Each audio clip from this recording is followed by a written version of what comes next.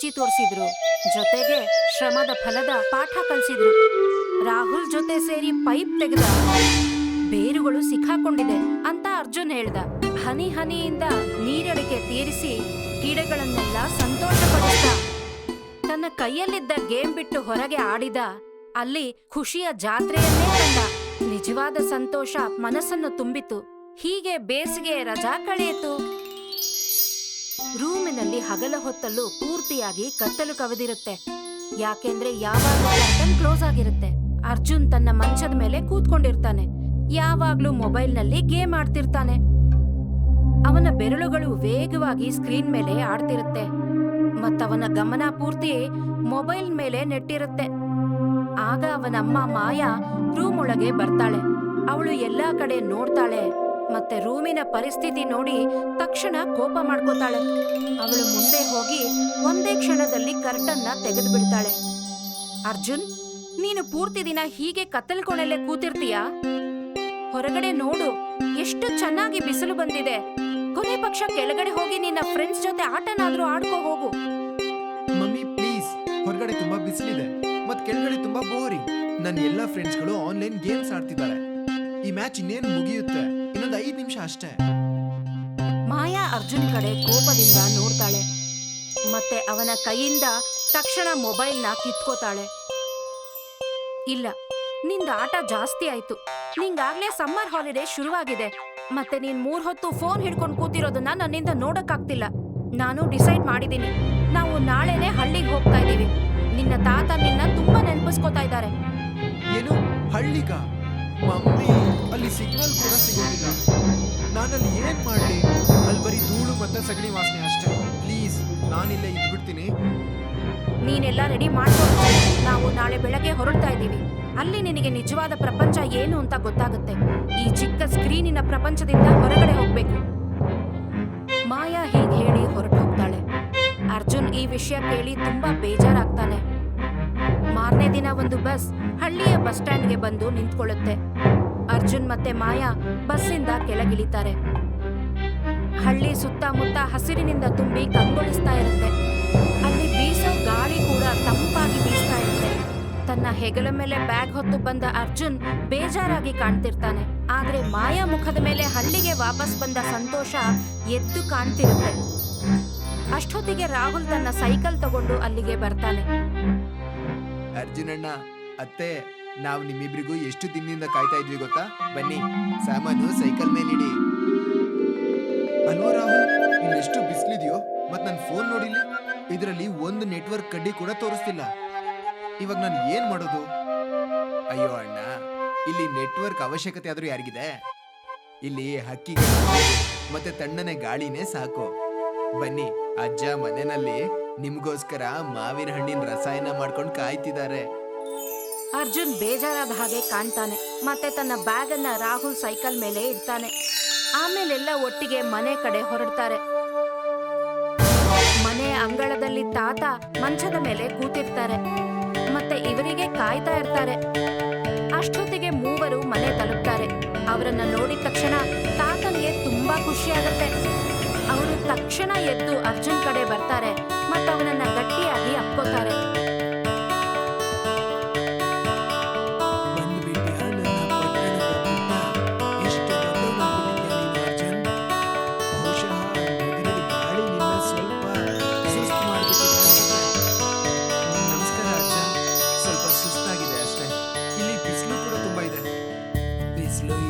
ಪುಟ್ಟ, ಆದ್ರೆ ಈ ಮನೆ ಮಣ್ಣಿಂದ ಮಾಡಿದ್ದು. ನೀವು ಒಂದು ಸಮಸ್ಯೆ ಇದೆ. ಕಳೆದ 2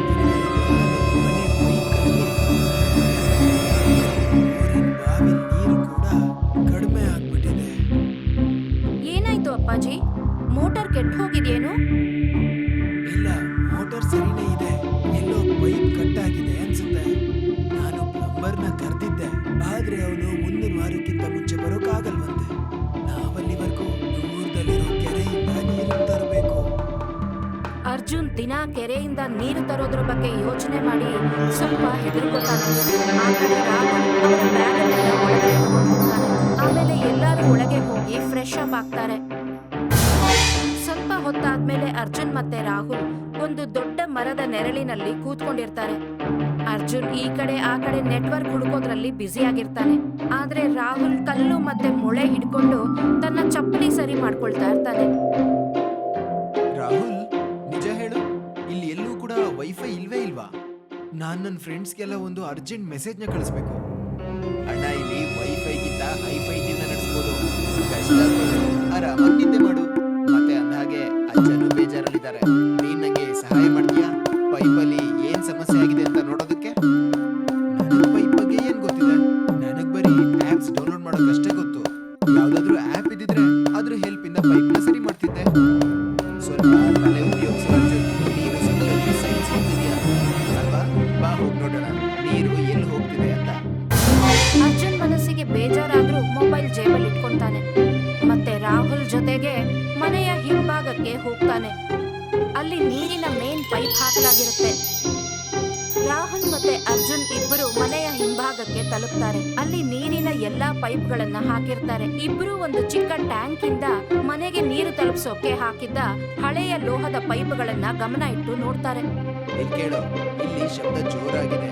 ಅದ್ರ ಅರ್ಥ ಏನಂದ್ರೆ ಇಲ್ಲಿವರೆಗೂ ನೀರು ಬರ್ತಿದೆ ಅಂತ. ಆದ್ರೆ ಇಲ್ಲಿಂದ ಮುಂದೆ ಹೋಗ್ತಾ ಇಲ್ಲ. ನಿಲ್ಲು, ನೀರೇನಾದ್ರೂ ಇಲ್ಲಿ ನಿಲ್ತಿದೆ ಅಂತಂದ್ರೆ ಇಲ್ಲಿಂದ ಮುಂದಿನ ಜಾಗ ಎಲ್ಲ ಖಾಲಿ ಇರ್ಬೇಕು ಅಲ್ವಾ? ಅರ್ಜುನ್ ಮುಂದೆ ಬಂದು ಪೈಪ್ ಮೇಲೆ ಸ್ವಲ್ಪ ಹೊಡೆದು ನೋಡ್ತಾನೆ. ಅದರೊಳಗಿಂದ ಠೊಳ್ಳಾಗಿರುವ ಧ್ವನಿ ಕೇಳಿಸುತ್ತೆ. ನೀನ್ ಸರಿಯಾಗಿ ಹೇಳಿದೆ, ಸಮಸ್ಯೆ ಈ ಕನೆಕ್ಷನ್ ಹತ್ರನೇ ಎಲ್ಲೋ ಇದೆ. ನನ್ನ ಹತ್ರ ಒಂದು ಐಡಿಯಾ ಇದೆ. ಅದು ಕೊಳೆನೆಲ್ಲ ತೆಗೆದ್ಬಿಡುತ್ತೆ. ನಾವು ಅದನ್ನ ಉಪಯೋಗಿಸಬಹುದು. ಇಬ್ರು ಒಬ್ರನ್ನೊಬ್ರು ನೋಡಿ ಸರಿ ಅಂತ ಒಪ್ಕೊಂಡು ತಲೆ ಆಡಿಸ್ತಾರೆ. ಈ ಕ್ಷಣದ ನಂತರ ಮೊದಲನೇ ಸಲ ಅರ್ಜುನ್ ಸ್ವಲ್ಪ ಹೊತ್ತಿನ ಮಟ್ಟಿಗೆ ತನ್ನ ಮೊಬೈಲ್ನ ಮರೆತು ಹೋಗ್ತಾನೆ. ಸ್ವಲ್ಪ ಹೊತ್ತಾದ್ಮೇಲೆ ಅರ್ಜುನ್ ಮತ್ತೆ ರಾಹುಲ್ ಇಬ್ರು ಬೇಗ ತಾತನ ರೂಮ್ ಒಳಗೆ ಹೋಗ್ತಾರೆ. ಅವರು ಅಲ್ಲಿ ಬೇಕಾದ ಟೂಲ್ಸ್ ಮತ್ತೆ ಉಪ್ಪಿನ ನೀರನ್ನ ಹುಡುಕ್ತಾರೆ. ಮತ್ತೆ ಸ್ವಲ್ಪ ಹೊತ್ತಲ್ಲೇ ಅವರಿಗದು ಸಿಕ್ಕು ಬಿಡುತ್ತೆ. ಅರ್ಜುನ್ ಒಂದು ರಿನ್ಸ್ ತಗೋತಾನೆ ಮತ್ತೆ ರಾಹುಲ್ ಉಪ್ಪಿನ ನೀರನ್ನ ತಗೋತಾನೆ. ಅವರಿಬ್ರು ರೂಮಿಂದ ಹೊರಗೆ ಹೋಗೋಷ್ಟರಲ್ಲೇ ತಾತ ರೂಮ್ ಒಳಗೆ ಬರ್ತಾರೆ. ಏನ್ ಹುಡುಕ್ತಾ ಇದ್ದೀರಿ ಮಕ್ಕಳೇ? ಏನ್ ಸಿಕ್ತು ನಿಮ್ಗಿಲ್ಲಿ? ಅಜ್ಜ, ನಾವು ಪೈಪ್ ಎಲ್ಲಿ ಹಾಳಾಗಿದೆ ಅಂತ ಕಂಡುಹಿಡ್ಬಿಟ್ವಿ. ನಾವು ಅದನ್ನ ಕ್ಲೀನ್ ಮಾಡೋದಕ್ಕೆ ಪ್ರಯತ್ನ ಮಾಡ್ತಿದೀವಿ. ಆದ್ರೆ ನೆನ್ಪಿಟ್ಕೊಳ್ಳಿ, ಸ್ವಲ್ಪ ಹುಷಾರಾಗಿ ಯೋಚನೆ ಮಾಡಿ, ಎಲ್ಲಾ ಕಡೆ ನೋಡಿ. ಅದನ್ನ ಬಲವಂತವಾಗಿ ತೆಗಿಯೋಕ್ ಹೋಗ್ಬೇಡಿ. ಅವರ ಮಾತನ್ನ ಒಪ್ಪಿ ಅರ್ಜುನ್ ರಾಹುಲ್ ಇಬ್ಬರು ತಲೆ ಆಡಿಸ್ತಾರೆ ಮತ್ತೆ ಅಲ್ಲಿಂದ ಹೊರಟೋಗ್ತಾರೆ. ಇಬ್ಬರು ಮತ್ತೆ ಪೈಪ್ ಇದ್ದ ಜಾಗಕ್ಕೆ ಬಂದು ತಲುಪ್ತಾರೆ. ರಾಹುಲ್ ತುಕ್ಕು ಹಿಡಿದ ಪೈಪಿನ ನಟ್ಗಳ ಮೇಲೆ ಉಪ್ಪಿನ ನೀರನ್ನ ಹಾಕ್ತಾನೆ. ಅರ್ಜುನ್ ರಿನ್ಚ್ ಉಪಯೋಗಿಸಿ ಅದನ್ನ ಓಪನ್ ಮಾಡೋದಕ್ಕೆ ಟ್ರೈ ಮಾಡ್ತಾನೆ. ಆ ಹೊತ್ತಲ್ಲಿ ರಾಹುಲ್ ಪೈಪನ್ನ ಗಟ್ಟಿಯಾಗಿ ಹಿಡ್ಕೊಂಡಿರ್ತಾನೆ. ಇನ್ನೊಂದ್ ಸ್ವಲ್ಪ ಜೋರ್ ಮಾಡು ಅರ್ಜುನ್. ಇನ್ನೇನು ತೆಗೆಯುವುದು ಇದು ಸಿಕ್ಕಾಪಟ್ಟೆ ಟೈಟ್ ಆಗಿದೆ. ಸಿಟಿಲೆಲ್ಲ ಬರೀ ಒಂದ್ ಫೋನ್ ಮಾಡಿದ್ರೆ ಪ್ಲಂಬರ್ ಬಂದ್ಬಿಡ್ತಾನೆ. ಅಲ್ಲಿ ಎಲ್ಲಾ ಕೆಲ್ಸನೂ ಎಷ್ಟೊಂದು ಸುಲಭದ ಕೆಲ್ಸಗಳು ನಮ್ಮನ್ನ ಗಟ್ಟಿ ಮಾಡೋದಿಲ್ಲ.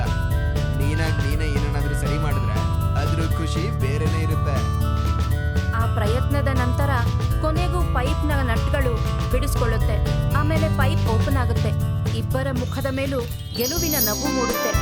ಪೈಪ್ ಪೂರ್ತಿಯಾಗಿ ಓಪನ್ ಆಗಿ ಸ್ವಲ್ಪ ದೂರ ಹೋದ ಮೇಲೆ ಅದರೊಳಗೆ ಗಿಡಗಳ ಚಿಕ್ಕ ಚಿಕ್ಕ ಬೇರುಗಳು ಸಿಕ್ಕಾಕೊಂಡಿರೋದು ಕಾಣುತ್ತೆ. ನೋಡಿ, ಈ ಕಸ ಎಲ್ಲ ಸೇರಿ ನೀರನ್ನ ಬ್ಲಾಕ್ ಮಾಡ್ತಿತ್ತು. ಇಬ್ಬರಿಗೂ ಸಮಸ್ಯೆ ಅರ್ಥ ಆಗುತ್ತೆ. ಅವರಿಬ್ಬರು ಸೇರಿ ಪೈಪನ್ನ ಕ್ಲೀನ್ ಮಾಡ್ತಾರೆ. ಮತ್ತೆ ಅದನ್ನ ವಾಪಸ್ ಸರಿಯಾಗಿ ಕೂಡಿಸ್ತಾರೆ. ಈಗ ಮತ್ತೆ ನೀರು ಹರಿಯೋದಕ್ಕೆ ಶುರುವಾಗುತ್ತೆ. ಅದನ್ನ ನೋಡಿ ಇಬ್ಬರಿಗೂ ಖುಷಿ ಆಗುತ್ತೆ. ಮತ್ತಲ್ಲಿಂದ ಇಬ್ಬರು ಹೊರಡ್ತಾರೆ. ಹೋಗುವಾಗ ಅರ್ಜುನ್ ಹಿಂದೆ ಇದ್ದ ಗಿಡಗಳನ್ನ ನೋಡ್ತಾನೆ. ಅದಕ್ಕೆಲ್ಲ ನೀರು ಕಮ್ಮಿ ಆಗಿದ್ರಿಂದ ಬಿಸಿಲಿಗೆ ಒಣಗ್ತಾ ಇರುತ್ತೆ. ರಾಹುಲ್, ನಾವ್ ಈ ಗಿಡಗಳಿಗೆ ಇನ್ನೂ ಸ್ವಲ್ಪ ಜಾಸ್ತಿ ನೀರು ಕೊಡೋಕ್ಕಾಗಲ್ವಾ? ಹೇಗ್ ಕೊಡೋದು? ನಾವು ಕೊಡಪಾನಿಲಿ ನೀರು ತಂದು ಹಾಕ್ತೀವಷ್ಟೇ. ಇಲ್ಲ, ನಾನು ಒಂದು ವಿಧಾನನ ನೋಡಿದೆ. ನಾವೇನಾದ್ರೂ ಹಳೆ ಪ್ಲಾಸ್ಟಿಕ್ ಬಾಟಲ್ಗಳಲ್ಲಿ ಚಿಕ್ಕದಾಗಿ ಹೋಲ್ ಮಾಡಿ ಅವನ್ನ ಆ ಗಿಡಗಳ ಬುಡದ ಹತ್ರ ಇಟ್ರೆ ಅವಾಗ ನೀರ್ ಸೀದಾ ಬೇರಿಗೆ ಹೋಗುತ್ತಂತೆ, ಮತ್ತೆ ಹಾಳು ಆಗೋದಿಲ್ಲ. ಇದನ್ನ ಡ್ರಿಪ್ ಇರಿಗೇಷನ್ ಅಂತಾರೆ. ಈ ಐಡಿಯಾ ತುಂಬಾ ಚೆನ್ನಾಗಿದೆ. ನಮ್ ಮನೇಲಿ ಹಿಂದೆ ಸುಮಾರು ಹಳೆ ಬಾಟಲ್ಗಳು ಬಿದ್ದಿದಾವೆ. ಇಬ್ರು ಸ್ಟೋರ್ ರೂಮ್ ಇಂದ ನೀರಿನ ಬಾಟಲ್ಗಳನ್ನ ತಗೊಂಡ್ ಬರ್ತಾರೆ. ತಮ್ಮ ಕೆಲಸನ ಆಗ್ಲೇ ಶುರು ಮಾಡ್ತಾರೆ. ಅರ್ಜುನ್ ಬಾಟಲ್ ಮುಚ್ಚಳಗಳಿಗೆ ಚಿಕ್ಕ ಚಿಕ್ಕ ತೂತುಗಳನ್ನ ಮಾಡ್ತಾನೆ.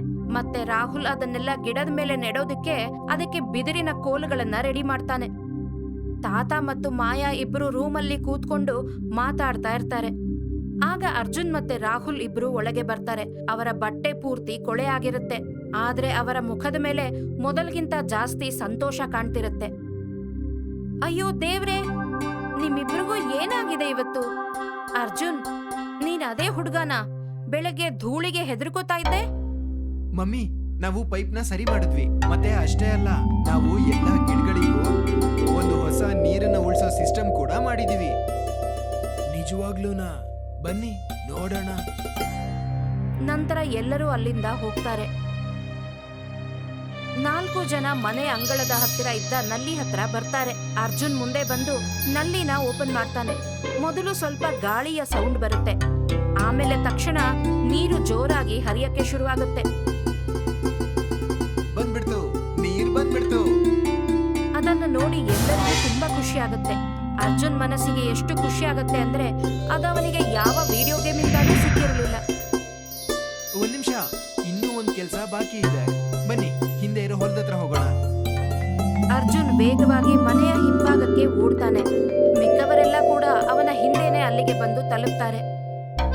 ಅರ್ಜುನ್ ಅಲ್ಲಿಗೆ ಬಂದ ಮೇಲೆ ತಾತ ಮತ್ತೆ ಮಾಯಾ ಇಬ್ಬರಿಗೂ ಅವನು ಮಾಡಿದ ಡ್ರಿಪ್ ಇರಿಗೇಷನ್ ಬಗ್ಗೆ ತೋರಿಸ್ತಾನೆ. ಅವನು ಮತ್ತೆ ರಾಹುಲ್ ಇಬ್ರು ಸೇರಿ ಇದನ್ನ ಮಾಡಿರ್ತಾರೆ. ಬಾಟಲಿಂದ ನೀರಿನ ಹನಿಗಳು ನಿಧಾನವಾಗಿ ಮಣ್ಣಿನ ಮೇಲೆ ಬೀಳ್ತಾ ಇರುತ್ತೆ. ಮತ್ತೆ ಗಿಡಗಳು ಈಗ ಮೊದಲಿಗಿಂತ ಹಸಿರಾಗಿ ಆರೋಗ್ಯವಾಗಿ ಕಾಣ್ತಾ ಇರುತ್ತೆ. ನೀನಂತೂ ಸಾಬೀತು ಮಾಡ್ಬಿಟ್ಟೆ. ನಿನ್ನ ಹತ್ರ ಜ್ಞಾನ ಇದ್ರೆ ನೀನದನ್ನ ಎಲ್ಲಿ ಬೇಕಾದ್ರೂ ಉಪಯೋಗಿಸಬಹುದು. ನನಗೆ ಅರ್ಥ ಆಗೋಯ್ತು.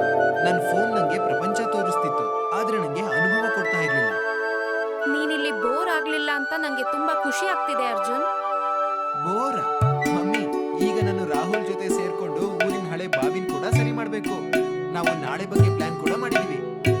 ಎಲ್ಲರ ಮುಖದ ಮೇಲೂ ಸಂತೋಷ ಇರುತ್ತೆ. ಅವರು ಈ ಕ್ಷಣನ ಸಂತೋಷದಿಂದ ಕಳೀತಾರೆ. ಮಾರನೇ ದಿನ ರಾಹುಲ್ ಮತ್ತೆ ಅರ್ಜುನ್ ಸೇರಿ ಬಾವಿಯ ಮುಚ್ಚಳ ಸರಿ ಮಾಡೋ ಕೆಲಸ ಶುರು ಮಾಡ್ತಾರೆ.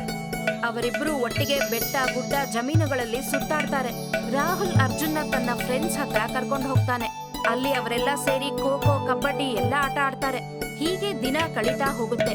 ಮತ್ತೊಂದಿನ ಅರ್ಜುನ್ ವಾಪಸ್ ಹೋಗುವ ಸಮಯ ಬರುತ್ತೆ. ಮಾರನೇ ದಿನ ಮಾಯಾ ಮತ್ತೆ ಅರ್ಜುನ್ ಬಸ್ ಸ್ಟ್ಯಾಂಡಿಗೆ ತಲುಪ್ತಾರೆ. ಅಲ್ಲಿಗವರನ್ನ ರಾಹುಲ್ ಮತ್ತೆ ತಾತ ಕರ್ಕೊಂಡ್ ಬಂದಿರ್ತಾರೆ. ಅವರಿಲ್ಲಿಗೆ ಬಂದ ದಿನ ಹೇಗಿತ್ತೋ ಈಗ್ಲೂ ಹಾಗೆ ಇರುತ್ತೆ. ರಾಹುಲ್ ಅರ್ಜುನ್ ಬ್ಯಾಗ್ ಅನ್ನ ತನ್ನ ಸೈಕಲ್ ಮೇಲೆ ತಂದ್ಕೊಟ್ಟಿರ್ತಾನೆ. ಮುಂದಿನ ರಜದಲ್ಲಿ ಮತ್ತೆ ಬಾ ಅರ್ಜುನ್, ಇನ್ನು ಸುಮಾರು ಕೆಲಸಗಳು ಬಾಕಿ ಉಳಿದಿದ್ದಾವೆ. ಖಂಡಿತ ರಾಹುಲ್, ನಾನು ಆದಷ್ಟು ಬೇಗ ವಾಪಸ್ ಬರ್ತೀನಿ. ಮತ್ತೆ ಎಲ್ಲಾ ಗಿಡಗಳನ್ನು ಚೆನ್ನಾಗಿ ನೋಡ್ಕೋ. ಮುಂದಿನ ವರ್ಷ ಅದ್ರ ಹಣ್ಣನ್ನೇ ತಿನ್ನೋಣ. ಆಮೇಲೆ ಅರ್ಜುನ್ ರಾಹುಲ್ನ ಅಪ್ಕೋತಾನೆ. ನಂತರ ತಾತನ ಕಾಲಿಗೆ ನಮಸ್ಕಾರ ಮಾಡಿ ಆಶೀರ್ವಾದ ತಗೋತಾನೆ. ಚೆನ್ನಾಗಿರೋ ಪುಟ್ಟ, ನೆನಪಿಟ್ಕೋ, ನಿಜವಾದ ಯಶಸ್ಸು ಯಾವುದಂದ್ರೆ ಎಲ್ರಿಗೂ ಜೊತೆ ಕರ್ಕೊಂಡು ಹೋಗೋದು. ಅರ್ಜುನ್ ನಗ್ನಗ್ತಾ ತಲೆ ಆಡಿಸ್ತಾನೆ. ಅಷ್ಟೊತ್ತಿಗೆ ಬಸ್ ಬಂದಿರುತ್ತೆ. ಮಾಯಾ ಮತ್ತೆ ಅರ್ಜುನ್ ಬಸ್ ಹತ್ತುತ್ತಾರೆ. ಅವರಿಬ್ರು ತಾತ ಮತ್ತೆ ರಾಹುಲ್ಗೆ ಬಾಯ್ ಮಾಡಿ ಹೊರಡ್ತಾರೆ.